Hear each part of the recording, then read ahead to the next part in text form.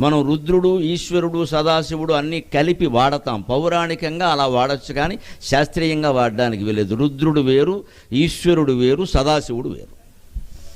రుద్రుడు త్రిమూర్తుల్లో ఒకడు. బ్రహ్మ, విష్ణువు, రుద్రుడు ముగ్గురు సమానం. వాళ్ళు ముగ్గురు మూడు పనులు చేస్తారు. బ్రహ్మ సృష్టిస్తాడు, విష్ణువు దా కథను నడిపిస్తాడు, రుద్రుడు కంపెనీ మూసేస్తాడు.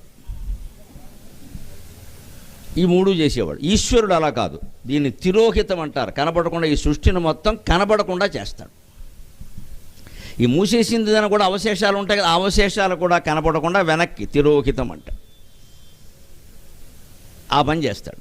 ఇంక సదాశివుడు ఏమిటి అంటే తనలో లీనం చేసుకుని ఎప్పుడూ ఉంటాడు. అందుకే ఆయన పేరు సదాశివక. ఎప్పుడూ ఉండేవాడు. సదా అంటే ఎల్లప్పుడు, ఆల్వేస్. శివుడికే ఉంటుంది ఆ సదా అనే మాట. విష్ణువుకు ఉండదు, బ్రహ్మకు ఉండదు, ఇంద్రుడికి ఉండదు, మరే దేవుడికి ఉండదు. వాళ్ళు ఎప్పుడూ ఉండేవాళ్ళు కాదు. సదాశివుడే ఎప్పుడూ ఉంటాడు.